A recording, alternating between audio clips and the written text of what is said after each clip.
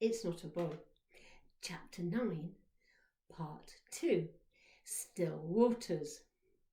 I've been telling you about going to the huts as a classroom. They were huts from the war and were old and derelict, and we seemed to be able to please ourselves when we were in that class, Mr. Gray's class. And Mr. Gray seemed to be able to please himself too. In the autumn and winter he lit a smoky black stove, and we kicked our wellies off at the door so as not to paddle water on the concrete floor. We sat there round the stove in a semicircle, staring at the bright coke through a little window, while Mr. Gray read us stories. We just sat there.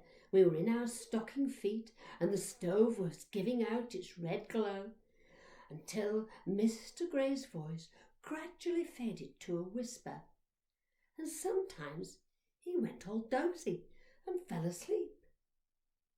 He sat there in his teacher's chair near the smoky stove, and we got up quietly and went to our desks and did some painting or whatever we wanted.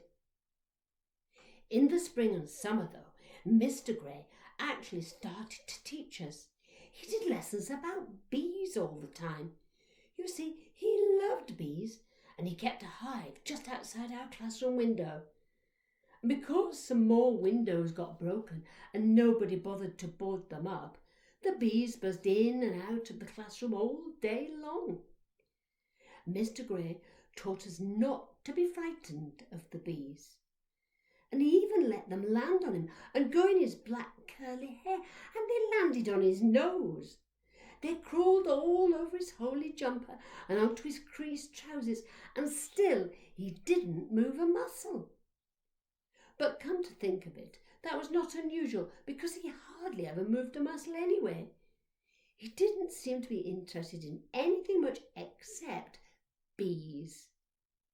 And when he talked to about them, his face lit up. He told us that if you kept very still, the bees wouldn't sting you. If you just let them crawl in your hair and sit on your nose, they wouldn't hurt you. They only stung you if you bothered them, like we did when we pinched our plums.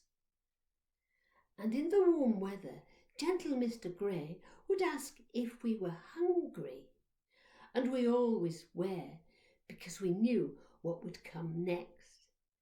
Not like my oranges that I got in my second class. I loved oranges, but in my third class now I loved something even more. Mr. Gray got us some honeycomb from the hive.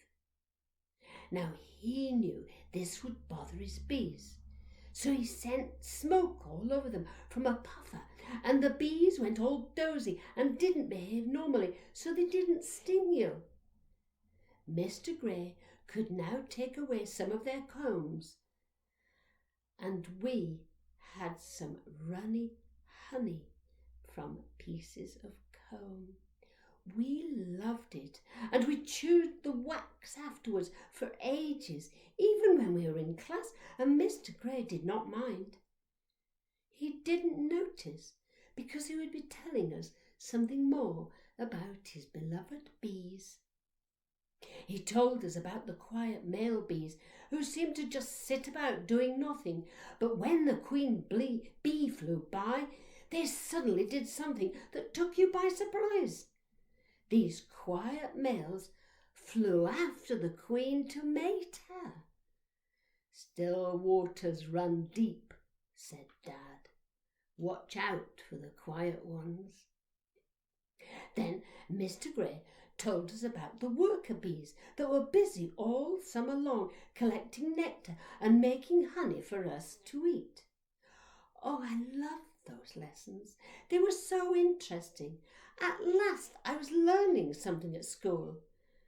And soon I was good at knowing all about bees. And I also knew something about birds as well. You see, in that rough ground all round the huts, Brenda and I found some birds. We watched them and learnt all about them. They were in the tall grass and in the bushes, and we were in like a secret hideout. We watched the birds mating and making nests, then laying eggs and feeding their babies. They were so interesting, and that's how I was good at knowing all about birds. And so at last I had something to put on my what I'm good at list again. I was good at birds and bees.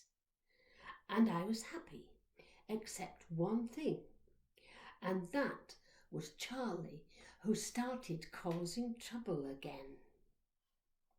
He had started lifting up girls' skirts at playtime, and then he shouted, "Senior knickers!"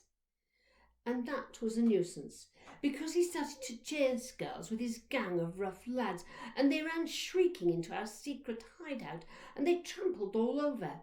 It was spoilt for our birds and frightened them away. I wish that Charlie was more like Mr. Gray's bees and never bothered you unless you bothered them. But Charlie wasn't like the bees. He carried on annoying the girls until one day he tried to lift Brenda's skirt.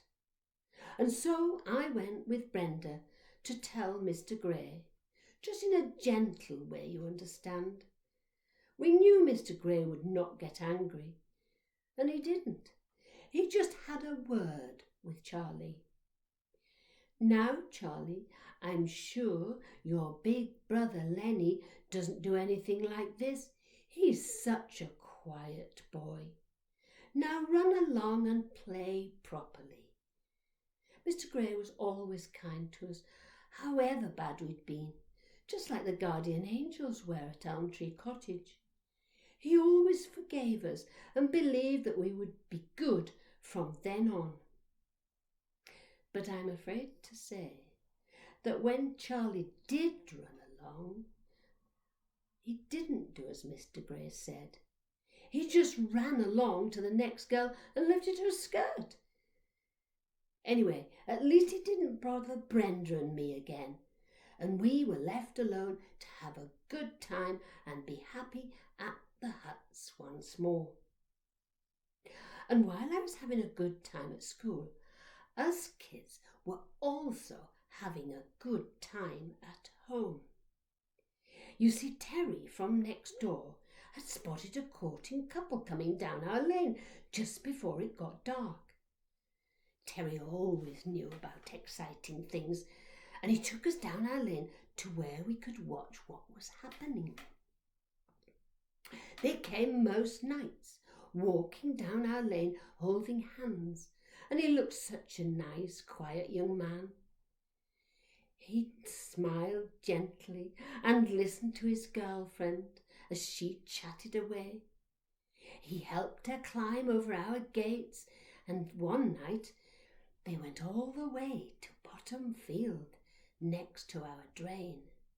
We followed at a distance, creeping along, hiding behind trees and hedges. Then, when they got to our bottom field, they went a little way down our drain bank and went to some long grasses near a bush. And that's when it all started. We were watching safely from behind another bush, and we saw them cuddling. They thought that they were on their own and nobody could see them, but there were always one or two or more of us watching secretly. It was great fun. They did the same thing every night. First they put their arms round each other, then they kissed, then they lay down and kept on doing that cuddling, sometimes for hours on end. And we just couldn't stop watching. We wanted to know what would happen next. But then something dreadful did happen, and it put an end to it all.